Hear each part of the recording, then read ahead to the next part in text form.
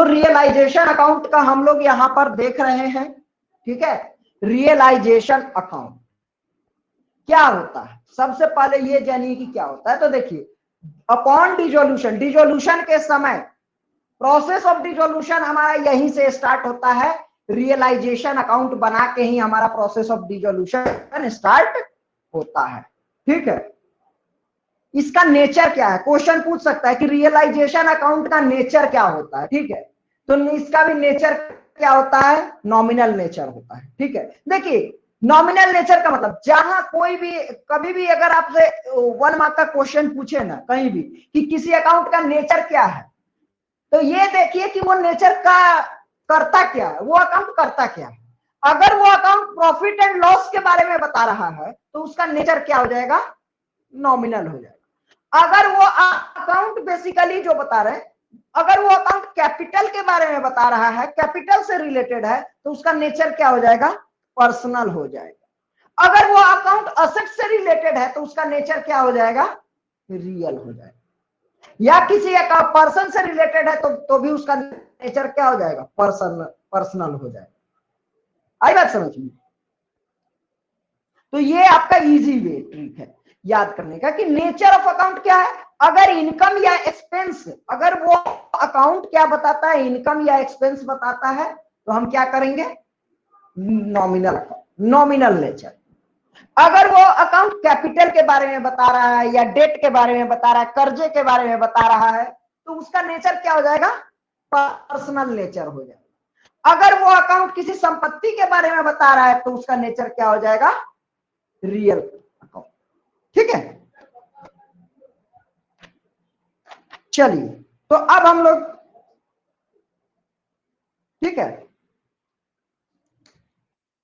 तो realisation account हमने कल भी देखा था कि सबसे पहला अकाउंट हम लोग कौन सा बनाते हैं, रियलाइजेशन अकाउंट बनाते हैं। तो रियलाइजेशन अकाउंट का नेचर भी हम लोग जान गए कि क्या नेचर होता है, नॉमिनल नेचर का रियलाइजेशन अकाउंट होता है, ठीक है, ठीक है। अब इसका पर्पस क्या है, पर्पस क्या है, पर्पस क्या है इसको बनाने का, ये realisation account is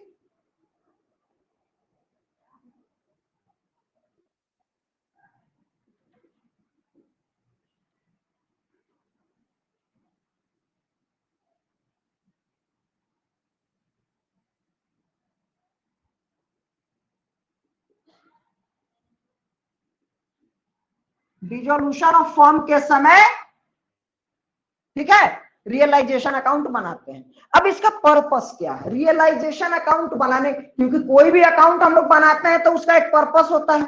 cash account बनाते हैं, क्या पर्पस होता है, कैश का बैलेंस जानना। हाँ, तो कोई भी अकाउंट बनाते हैं तो उसका रिवैल्यूएशन अकाउंट बनाते थे, क्या पर्पस होता था कि असेट्स का जो रिवैल्यूएशन है, क्या प्रॉफिट हुआ कि लॉस हुआ, ये जान। तो उसी तरह पर्पस क्या है रियलाइजेशन अकाउंट बनाने का, देखिए पर्पस रियलाइजेशन अकाउंट बनाने का ये होता है कि भैया सारा असेट्स को बेचना और सारे आउटसाइडर्स लायबिलिटी का पेमेंट करना, ठीक है। और उसके बाद बचता है तो पता चलता है कि क्या गेन हुआ कि लॉस हुआ, ठीक है।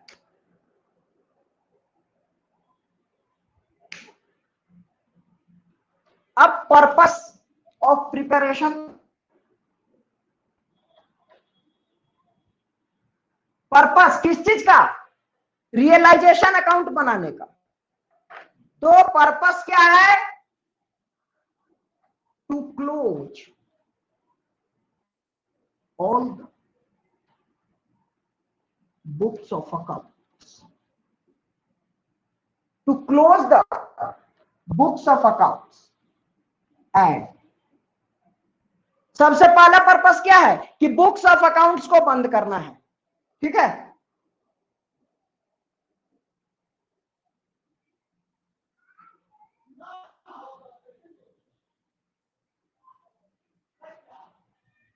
And determine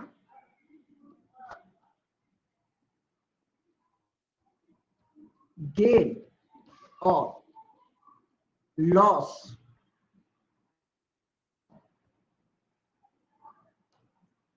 realization of assets and payment of liability। यहां पर लाइबिलिटी का मतलब होता है आउटसाइडर्स लाइबिलिटी, ठीक है।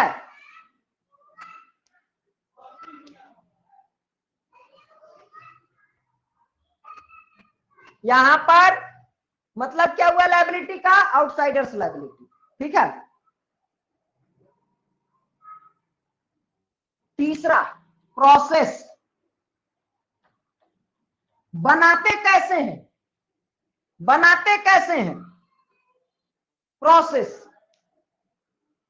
तो सबसे पहले हम अपने सारे असेट्स को except cash, cash and bank, all assets except cash and bank को हम लोग रियलाइजेशन अकाउंट में क्या करते हैं, ट्रांसफर करते हैं। तो प्रोसेस, तो स्टेप 1 क्या हो जाएगा, ट्रांसफर ऑल असेट्स एक्सेप्ट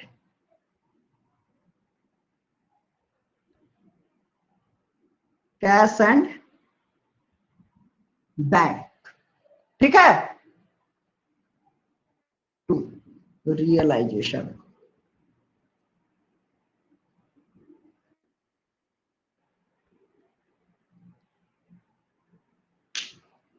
और ट्रांसफर कहां करते हैं,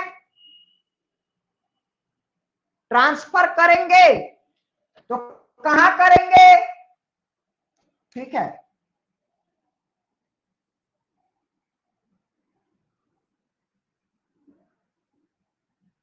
यहीं पर लिख देते हैं, एक साइड लाइन ज्यादा जोड़ने से ज्यादा बेटर है कि वहीं transfer all except all assets except cash to debit side of realisation account, realisation account के डेबिट साइड में ट्रांसफर, ठीक है। कोई दिक्कत, चलिए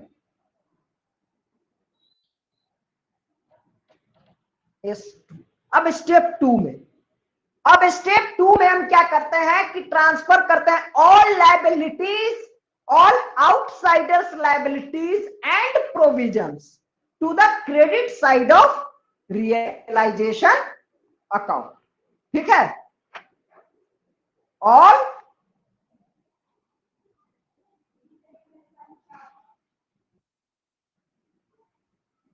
outsiders liabilities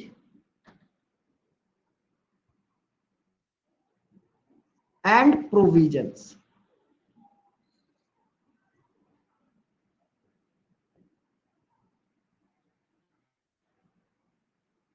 सॉरी इसको इस तरह से, ट्रांसफर ऑल आउटसाइडर्स,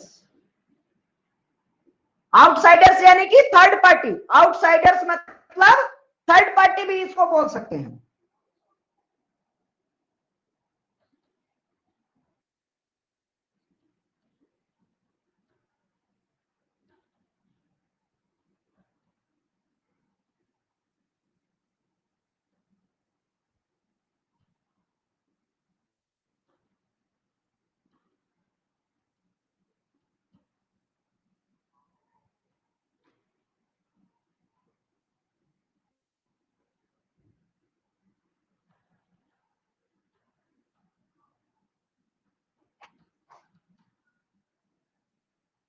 कोई दिक्कत, कोई दिक्कत, नो सर। अब थर्ड स्टेप, तीसरा स्टेप हम क्या करेंगे कि सारे असेट्स को बेचेंगे। तीसरा स्टेप क्या करेंगे,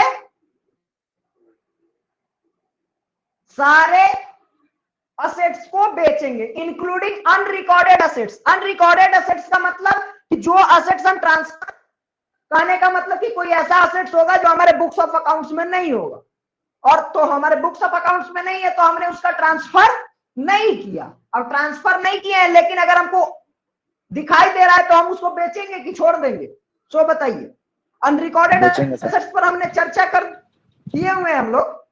तो अनरिकॉर्डेड एसेट्स यहां पर नहीं ट्रांसफर होता है, बट अगर हमको दिखाई दे रहा है तो हम तो उसको बेचेंगे, तो बेचेंगे तो पैसा तो आएगा, तो पैसा आएगा तो हम लोग उसको भी क्या करते हैं, स्टेप 3 में सेल करते हैं। ऑल एसेट्स को, सारे एसेट्स को क्या करते हैं, सेल करते हैं।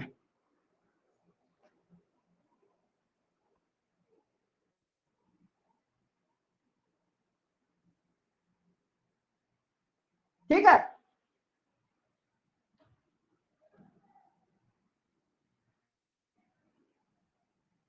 Transfer amount realized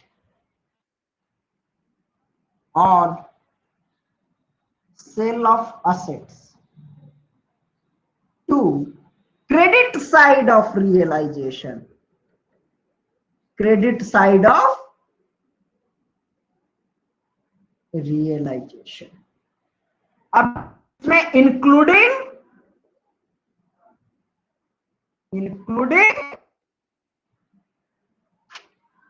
unrecorded assets,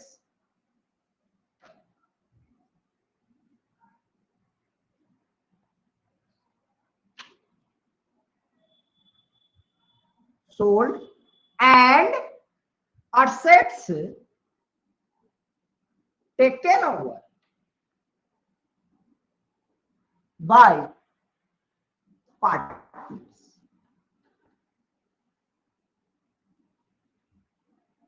कोई अनरिकॉर्डेड एसेट्स हमने बेचा है उसको भी दिखाएंगे, और अगर किसी पार्टनर ने कोई एसेट्स ले लिया है उसको भी हम दिखाएंगे। कहां दिखाएंगे, रियलाइजेशन अकाउंट में दिखाएंगे। कहां दिखाएंगे, क्रेडिट साइड पे दिखाएंगे। कहां करना है, पहला स्टेप डेबिट साइड, दूसरा स्टेप लायबिलिटी, पहला स्टेप में assets except cash and bank, कहां करना है, डेबिट साइड। दूसरा स्टेप थर्ड आउटसाइडर्स यानी कि थर्ड पार्टी और प्रोविजंस को कहां, क्रेडिट साइड में। तीसरा स्टेप क्या करना है, अमाउंट रियलाइज्ड, जो पैसा मिला है कहां करना है, क्रेडिट साइड। बोलिए कोई दिक्कत, कोई दिक्कत। सर एसेट को बेचेंगे कहाँ पे, यहाँ तो एसेट्स को लिखेंगे। बेचेंगे यहाँ पे, आप अपना कुछ बेचने के लिए तो निकलिए, कितने ग्राहक मिल जाते हैं। नहीं सर, इसमें बोले ना कि सर बेचेंगे, फिर जो अमाउंट आएगा उसको फिर ट्रांसफर करेंगे कहीं से। हाँ भैया, तो असेट्स बिकेगा कहां पर, क्वेश्चन गिवन होगा। हाँ भैया सारा चीज क्वेश्चन में गिवन होगा। असेट से एक बात बताइए ना, कि जैसे फर्म बंद हो रहा है तो लोग तो ऐसा ही है फिराक में रहता है कि बंद हो रहा है तो एक हम सामान ले ले, रहता है कि नहीं फिराक में। मान लो कि कोई दुकान तुम्हारे बगल में बिक रहा है तो लोग किस फिराक में रहता है, रे सस्ता बेच के चल जाएगा, जा रहा है तो एक से ले लेते हैं, यही ना होता है। तो बेचने का टेंशन आपको तोड़वे, बेचने के लिए तो देखो बिजनेस का एक रूल है, हम बता रहे हैं कि सामान कोई भी हो, कोई भी सामान महंगा हो सस्ता हो, वो कहता क्या है कि दुकानदार को कि तुम अपने लिए झको, हम तो बिकिए जाएंगे, हमको आज न कल निकलना है और हम निकल जाएंगे, झको तुम अपने लिए। तो सामान कभी भी इंतजार नहीं करता है। हाँ इंतजार हो सकता है थोड़ा लेट से बिके, लेकिन वो बिकेगा जरूर। आई बात समझ में, इसलिए सामान पर अब सामान कहां बिकेगा, सामान तो हम और आप खरीद लेंगे, खाली पता तो चले। किसी का घर तो टूटे, लोग तो आजकल ये ईंटा उठाने के लिए, तुम अपना घर तो तोड़ के देखो, लोग कहेगा ईंटवा हमसे बेचना दो, मटिया हमको बेचना दो।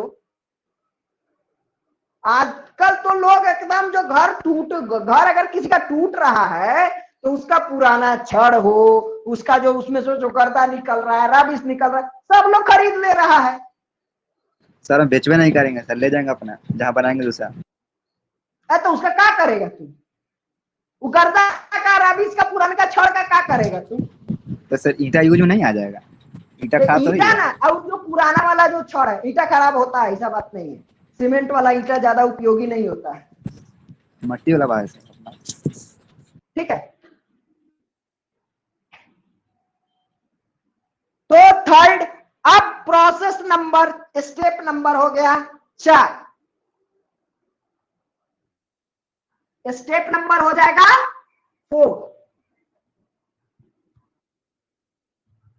स्टेप नंबर, तो अब हमें एसेट्स को बेच दिए तो अब क्या करेंगे आगे, अभी बताए थे पूरा प्रोसेस हम आपको समझाए हैं, बताइए।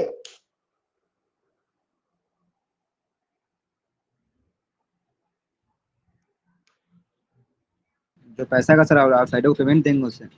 पेमेंट करेंगे तो transfer all payment of liabilities.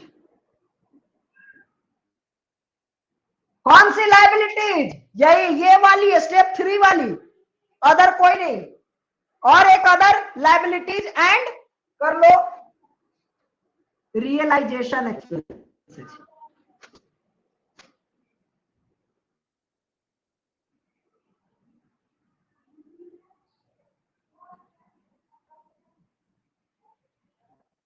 ठीक है, एक्सपेंसेस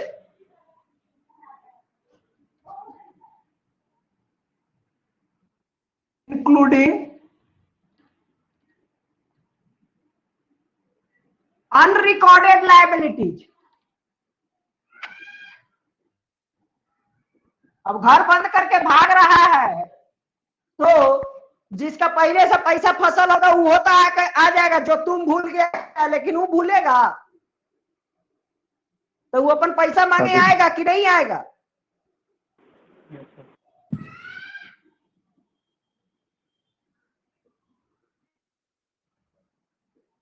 टू कहां, डेबिट साइड।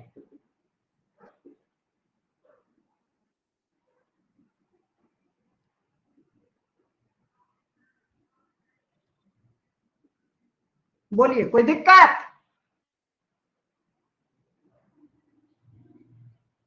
और स्टेप 5 अब निकालते हैं गेन और लॉस ऑन रियलाइजेशन, और उसको ट्रांसफर करते हैं पार्टनर्स कैपिटल या करेंट अकाउंट में। ठीक है,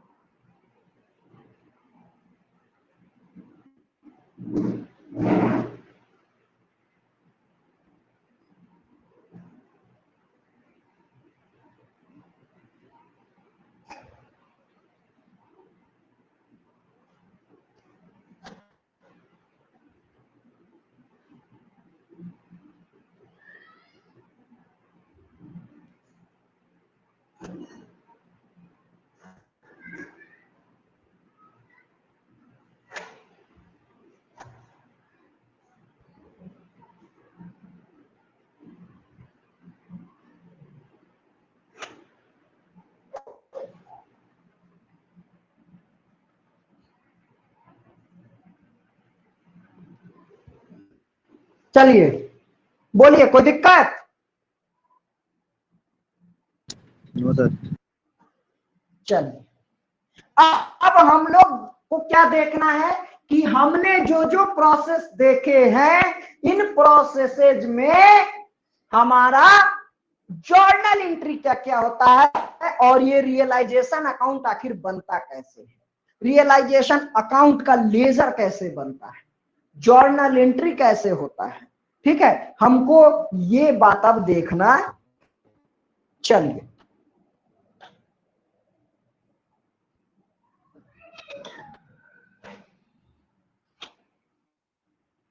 तो ये हमने देख लिया कि प्रोसेस क्या है।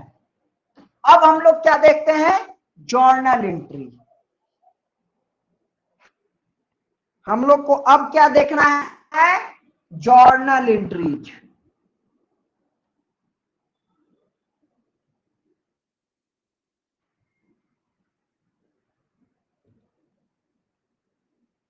तो स्टेप 1 क्या था सर, हमको बताइए, स्टेप 1 क्या था?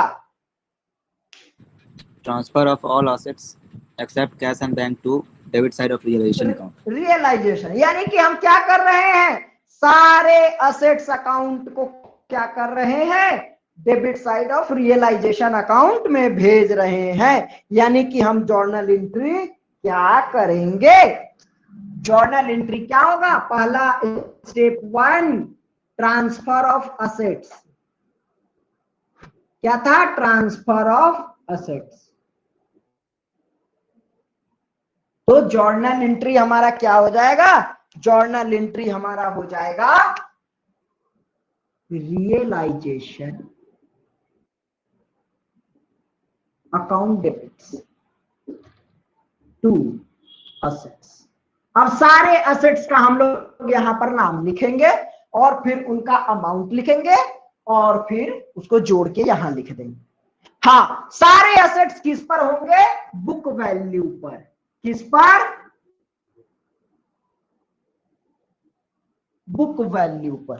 ठीक है, यानी कि अगर मान लीजिए, बुक वैल्यू का मतलब कि यानी कि अगर मान लीजिए हमारे पास दिए हुए हैं डेटर्स, जैसा कि हमारे पास क्वेश्चन में आता था, क्या देता था, debtors 1 lakh minus provision for doubtful debts 15,000 और टोटल डेटर्स कितना लिखता था, 85,000। ठीक है, तो हम लोग 85,000 ट्रांसफर नहीं करेंगे, हम ट्रांसफर करेंगे पूरे के पूरे 1 लाख रुपए। कितना ट्रांसफर करेंगे, 1 लाख पर यहां ट्रांसफर करेंगे, यहां 85 पर हम ट्रांसफर नहीं करेंगे। कोई दिक्कत, बोलिए। दूसरा, ठीक है, मतलब सर जो भी होगा बुक वैल्यू होगा उसके साथ कोई छेड़खानी नहीं करेंगे। हाँ नहीं जो होगा सीधा कोई उतार देंगे। छेड़खानी, हाँ हाँ हाँ, ठीक है। अच्छा, अगर कोई असेट्स का, अगर कुछ, जैसे कि मान लीजिए हम लोग पढ़े हुए हैं कि इन्वेस्टमेंट डेटर्स के लिए जैसे हमने अभी देखा क्या बनता है, प्रोविजन फॉर डाउटफुल डेट्स बनता है। इसी तरह हम एक चीज पढ़े थे, इन्वेस्टमेंट के लिए क्या बनता था, इन्वेस्टमेंट फ्लक्चुएशन रिजर्व बनता था। तो इन्वेस्टमेंट को भी हम क्या करेंगे, उसके वैल्यू पर इधर ट्रांसफर करेंगे और रिजर्व को भी क्या करेंगे, लायबिलिटी साइड में ट्रांसफर। रिजर्व कहां लिखाता था, लायबिलिटी साइड में इधर लिखाता था, तो रिजर्व को भी क्या करेंगे, लायबिलिटी साइड में ट्रांसफर कर देंगे। उसी तरह हमारा एक आएगा ज्वाइंट लाइफ पॉलिसी, तो उसका भी वही ट्रीटमेंट, ज्वाइंट लाइफ पॉलिसी को कहां मान लेंगे, असेट्स में, और उसका जो रिजर्व है उसको कहां मान लेंगे, लायबिलिटी। कोई दिक्कत, नो सर। चलिए अब फिक्टिशियस असेट्स। ठीक है, फिक्टिशियस असेट्स, तो फिक्टिशियस असेट्स को हम लोग क्या करते हैं, पार्टनर्स कैपिटल में डाल देते हैं। ठीक है, जैसे प्रॉफिट एंड लॉस हो गया, हम यहां किए हैं असेट्स की, फिक्टिशियस असेट्स पर हम लोग ज्यादा जोर नहीं देंगे। फिक्टिशियस असेट्स को क्या करते हैं, अब देखिए, ट्रांसफर ऑफ फिक्टिशियस असेट्स।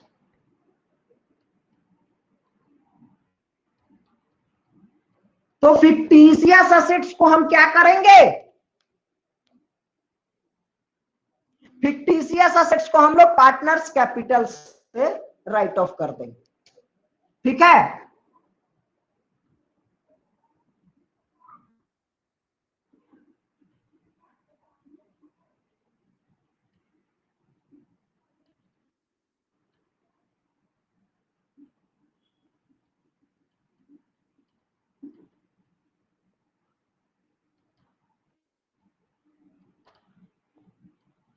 अब फिक्टिशियस असेट्स में क्या आएगा, देखिए फिक्टिशियस असेट्स में हमारा प्रॉफिट एंड लॉस का जो लॉस है वो फिक्टिशियस असेट्स है। ठीक है, डेफर्ड रेवेन्यू एक्सपेंडिचर वगैरह जो आ जाता है सो भी हमारा क्या है, फिक्टिशियस असेट्स है। जैसे एडवर्टीजमेंट सस्पेंस, ये सारा क्या है, फिक्टिशियस असेट्स है।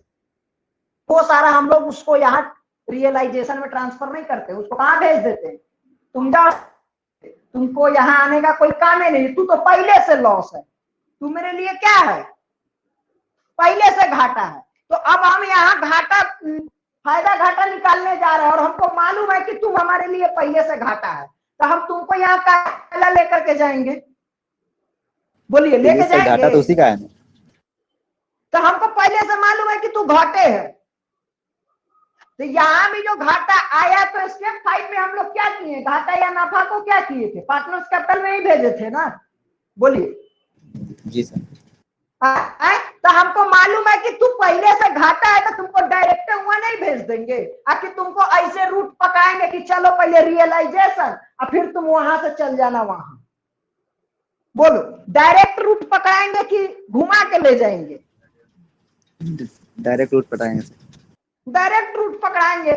तो जब हमको मालूम है कि भैया यहाँ भी हमको घाटा नफा ही आएगा और हमको मालूम है कि तू पहले से घाटा है, तो हम तुमको डायरेक्ट रूट पकड़ा देते हैं, तू जाओ पार्टनर्स कैपिटल में, क्या बोलिए, कोई दिक्कत? No sir. हाँ, अब transfer of partners current account, तो पार्टनर्स करेंट अकाउंट को भी हम कहां ट्रांसफर कर देते हैं, पार्टनर्स कैपिटल में। ट्रांसफर ऑफ करेंट अकाउंट, तो ट्रांसफर करेंट अकाउंट को भी कहां कर देते हैं, कैपिटल में। तो जर्नल एंट्री क्या कर देंगे, partners capital account debit to partners current account.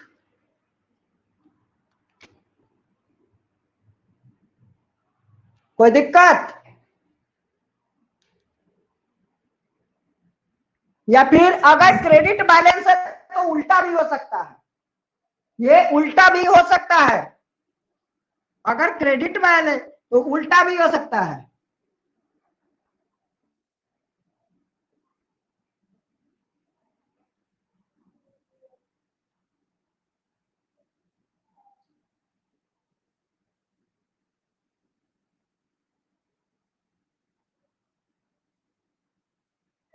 Balance के ऊपर निर्भर करता है,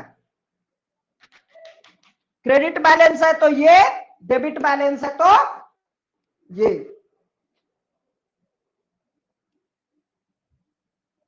ठीक है, चलिए लिख देते हैं हम,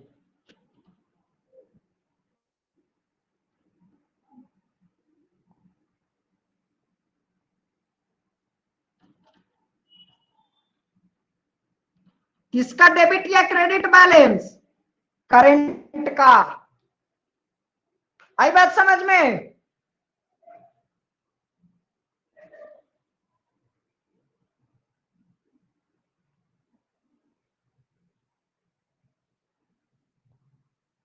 कोई दिक्कत? अब देखिए स्टेप 2 में हम लोग क्या पढ़े थे, स्टेप 2 में क्या पढ़े थे, payment of transfer of liability, तो लायबिलिटी और प्रोविजंस का ट्रांसफर कीजिए और जो भी रिजर्व्स हैं।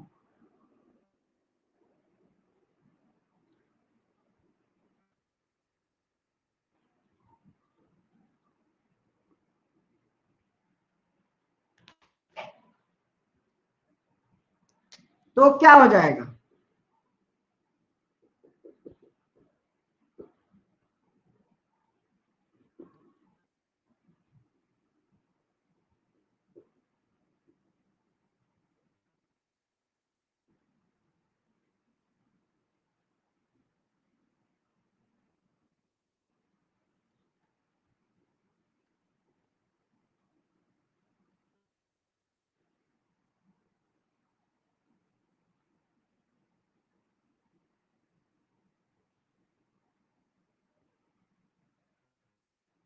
स्पेसिफाइड रिजर्व मतलब इन्वेस्टमेंट फ्लक्चुएशन रिजर्व हो गया, ज्वाइंट लाइफ पॉलिसी रिजर्व हो गया, ये specified reserve.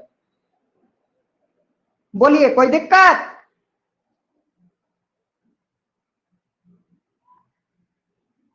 No sir.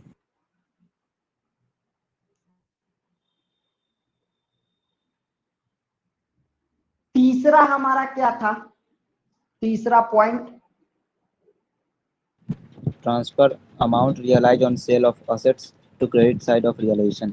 Unrecorded assets, sold assets taken over the partners.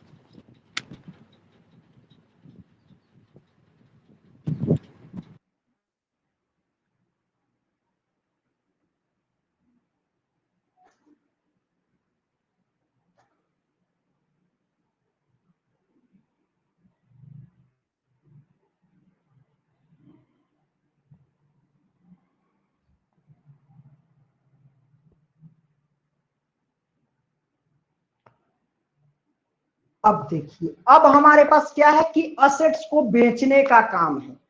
तीसरा पॉइंट क्या है हमारे पास, असेट्स को बेचने का काम। तो अगर असेट्स को कैश में बेच रहे हैं, ठीक है, चाहे वो रिकॉर्डेड है या अनरिकॉर्डेड है, यानी कि इस पॉइंट को हम क्या कहते थे, रियलाइजेशन ऑफ असेट्स, ठीक है। अब वो चाहे रिकॉर्डेड हो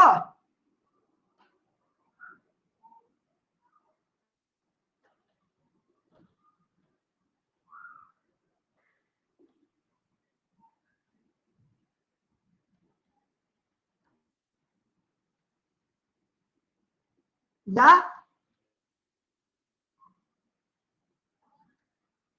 अनरिकॉर्डेड हो, कोई दिक्कत? तो पहला चीज, कैश में बेच रहे हैं, सोल्ड फॉर कैश। अगर कैश में बेचा तो, कैश में बेचा तो हो जाएगा cash account debit to realisation. क्या लिखा था थर्ड पॉइंट में कि असेट्स का जो भी रियलाइजेशन होगा उसको रियलाइजेशन में कहां ट्रांसफर करेंगे, क्रेडिट साइड में। यानी कि ट्रांसफर क्रेडिट साइड करने का मतलब क्या होता है, रियलाइजेशन अकाउंट को क्रेडिट करना। बोलिए कोई दिक्कत? हाँ नो सर। आगे बढ़े। अगर किसी पार्टनर ने ले लिया, अगर किसी पार्टनर ने ले लिया,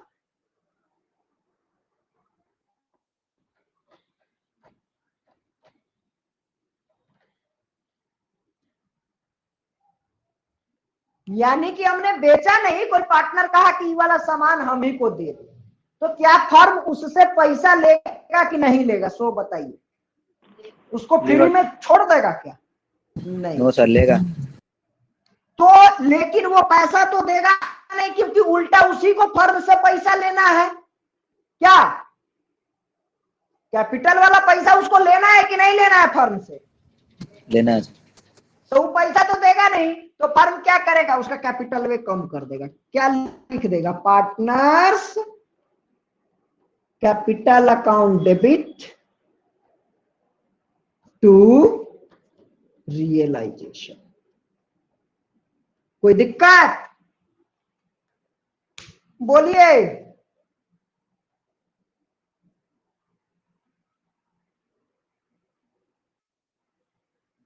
ज्यादा का सामान नहीं कर सकता कैपिटल? हाँ, कैपिटल से ज्यादा का सामान था तो कैपिटल से ज्यादा का सामान कैसे रहेगा? नहीं रहेगा। क्या? अरे भैया, कैपिटल से ज्यादा का सामान कैसे रहेगा से बताओ। तो तब जब मेरे पास असेट से ज्यादा है, लायबिलिटी कम है, तो इसका जरूरत क्या है? बोलिए। अगर किसी में हो जाता है तो उतना ही पैसा देगा, अगर कहीं हो जाता है इन सम और अदर केस तो इससे पैसा लेंगे, छोड़ थोड़ा देंगे। आई बात समझ में? देखिए, अकाउंटिंग क्या है, बस नॉर्मली सोचिए ना आप किस सिचुएशन में क्या कीजिएगा। अगर मान लीजिए इसका कैपिटल 5,000 का रहता और सब फर्नीचर 8,000 का ही लेके जा रहा है, तो आप इसको छोड़ देते का? आखिर दे देते? क्या करते? कहते कि नहीं, बाद बाकी बैलेंस का पेमेंट करो, 3,000 रुपया लाओ, तो ले लेंगे, काम खत्म करेंगे। कैसे ले लेंगे उतना? सीधी सी बात है। तो अगर बेच दिए तो ये, अगर पार्टनर ले लिया तो ये। अब तीसरा केस क्या हो सकता है कि वो असेट्स जो है हमारा कोई क्रेडिटर आकर के कहे, हमारा कोई थर्ड पार्टी आकर के कहे पैसा देना है, वो कहे कि हम कोई फर्नीचरवा देना दो, तो क्या हम मना कर देंगे?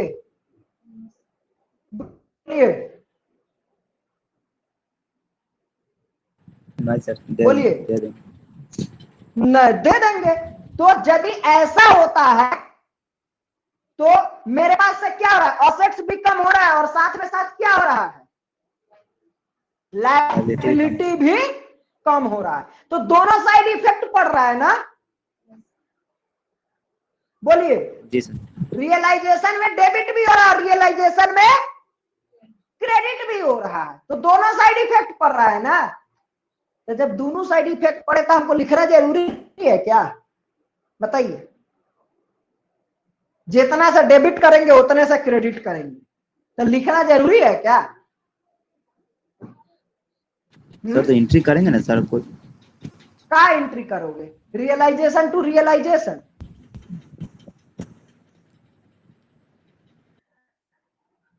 सर तो बुक्स ऑफ अकाउंट में कुछ ना कुछ शो करेंगे सुनो, ना नहीं सर? नहीं, सुनो सुनो, लायबिलिटी वो ले लेगा, ठीक है। असेट्स ले लिया, दिखाते हैं। असेट्स ले लिया, तो असेट्स ले लिया वो, तो क्या करोगे? क्रेडिटर टू रियलाइजेशन करोगे? है? और जब क्रेडिटर कहोगे कि सर जब ये असेट्स लेगा तो क्रेडिटर टू रियलाइजेशन कर दे, है? जब ये असेट्स लिया तो क्या कर देंगे? Creditor to realisation. तो ये असेट्स देने का एंट्री कर दिए तुम, है? क्रेडिटर का जब पेमेंट वाला एंट्री करने जाओगे तब का एंट्री करोगे? Realisation to assets, to creditor, यही ना करोगे? तो ये तो कैंसिल हो गया। रियलाइजेशन टू रियलाइजेशन करोगे?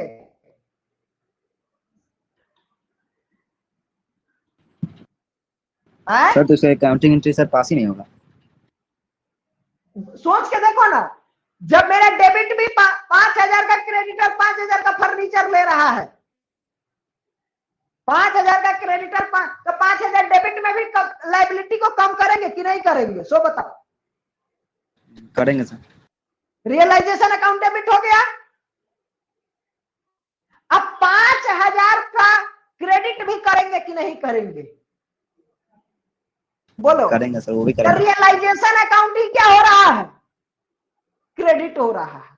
अरे रियलाइजेशन डेबिटो होता है, रियलाइजेशन क्रेडिटे हो रहा है, तो दोनों का इफेक्ट पड़ा, बताओ। तो इस एंट्री करना जरूरी है। तब taken over by creditor in settlement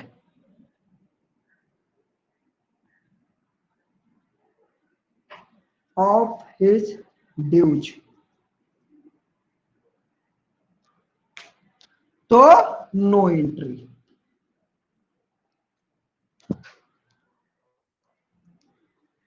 no no no no no no no entry. बोलो कोई दिक्कत? बोलो कोई दिक्कत? No sir. चलिए अब मैं एक बात और बताता हूं कि हाँ, अगर मान लीजिए कि 7,000 का लायबिलिटी है, 5,000 का असेट्स ले रहा है, तो 2,000 का अलग से पेमेंट करना पड़ेगा कि नहीं करना पड़ेगा? सो बताइए। करना पड़ेगा। तो वो उस 2,000 की एंट्री करेंगे। जो कैश में पेमेंट होगा उसकी एंट्री होगी। जो असेट्स टू लायबिलिटी जो अपना हो गया उसकी एंट्री नहीं होगी। आई बात समझ में? जी सर। कोई दिक्कत? बोलिए।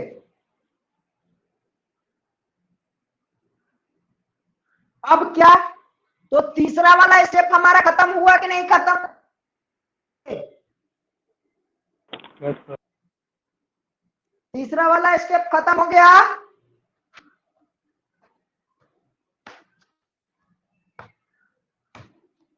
बोलिए।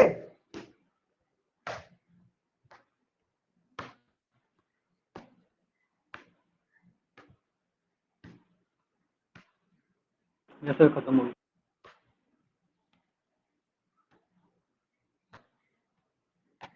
चलिए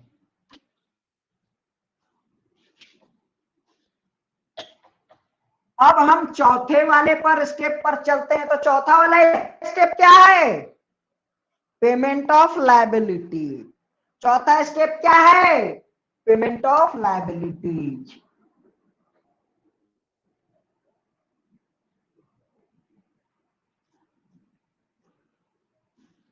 ऑब्लिक रियलाइजेशन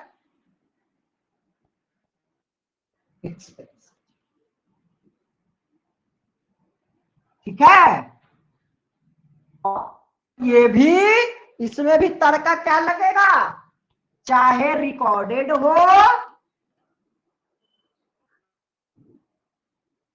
या अनरिकॉर्डेड हो। बोलो कोई दिक्कत?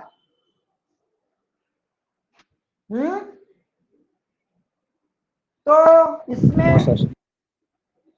इसमें भी हमारा तड़का लगेगा कि अगर पेमेंट इन कैश कर रहे हैं, इन कैश पेमेंट कैसे कर रहे हैं?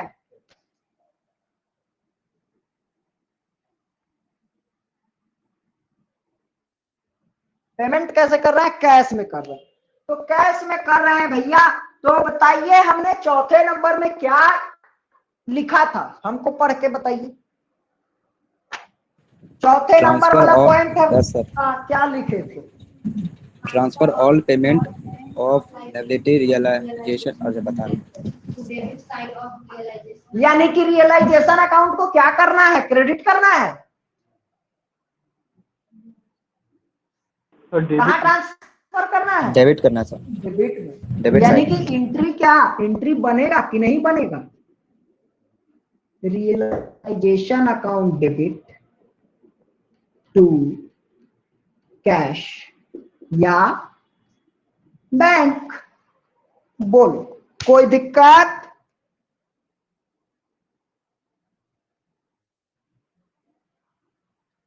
और सर पेमेंट कैश पेमेंट करेंगे तो बैंक क्यों आए? क्या? कैश पेमेंट कर रहे हैं तो बैंक क्यों आए? अरे भाई, तो कैश में जरूरी थोड़े ही ना कि कैश में दे देंगे, चेक भी तो दे सकते हैं ना। कैश पेमेंट का मतलब, पेमेंट का मतलब क्या होता है? पेमेंट इन कैश या बैंक लिख लो। कैश का मतलब क्या होता है? बैंक से पेमेंट नहीं कर सकते हैं क्या? मान लो कि तुमको किसी को पेमेंट करना है, तुम किसी से सामान खरीदा और उसको चेक दे दिया, तो क्या कहेगा? नगद खरीदा कि उधार में खरीदा? कैश का मतलब होता है नगद।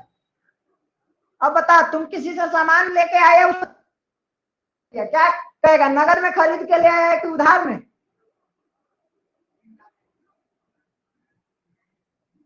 हाँ, और दुकान वाले चेक ले पहले तो नगद नगद ही, नगद में। तो यही बस एंट्री है। पेमेंट। Yes sir, yes. और लायबिलिटी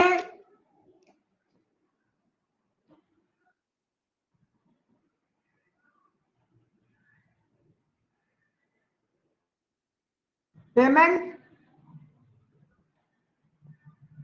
बाय पार्टनर। अगर कहता है कि छोड़ो भैया हम इस लायबिलिटी का पेमेंट कर देंगे, तो क्या एंट्री होगा?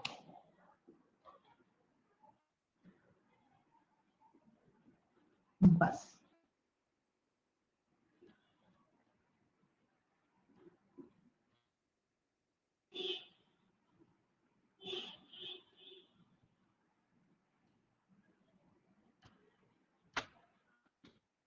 और एक बात, इसको पहले कर लीजिए, फिर हम एक बात बताते हैं।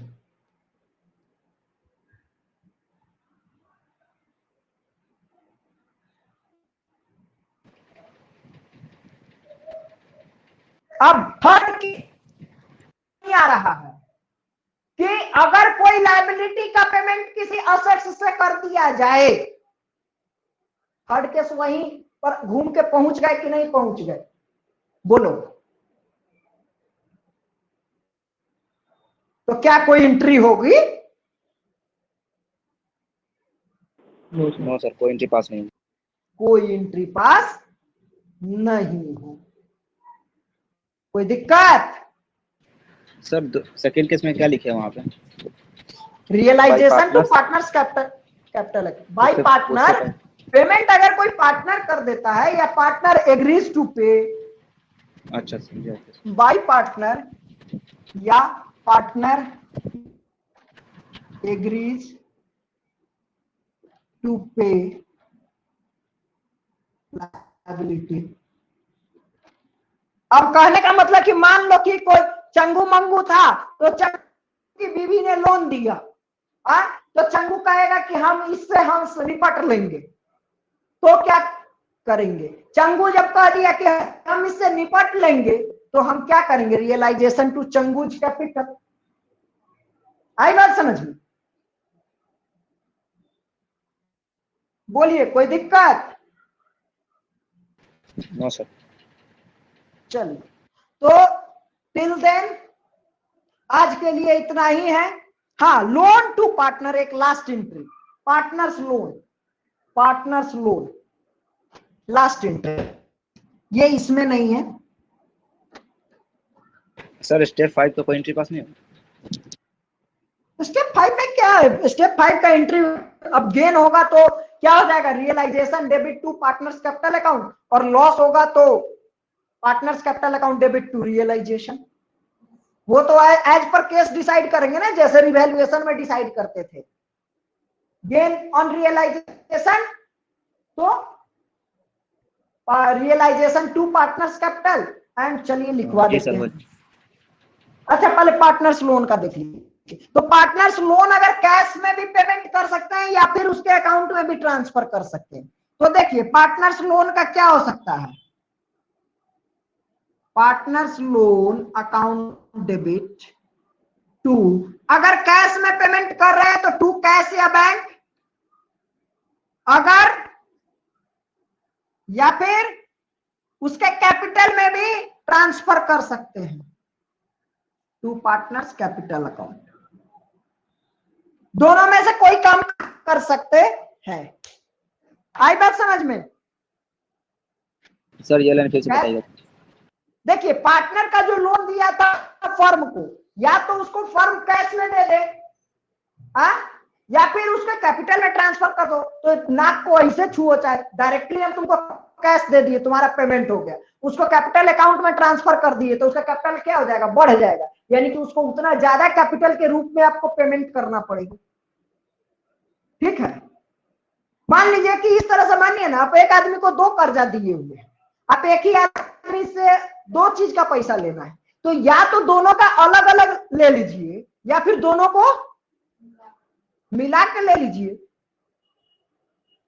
तो या तो कैपिटल में ट्रांसफर कर देंगे तो दोनों को मिला के एक साथ मिलेगा, अलग अलग भी ले सकते हैं, जैसी आपकी मर्जी। समझे?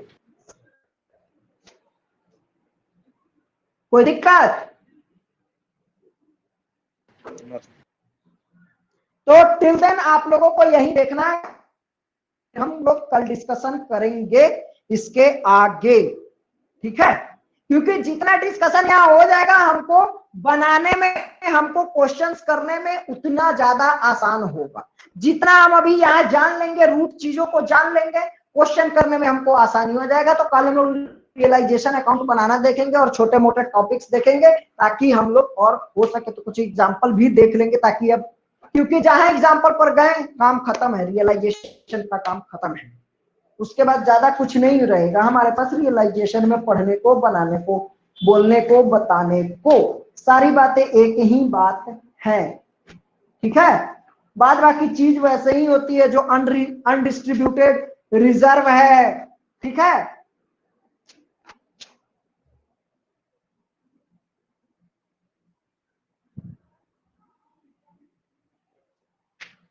ओके देन, टिल देन चलिए फिर टाटा बाय बाय।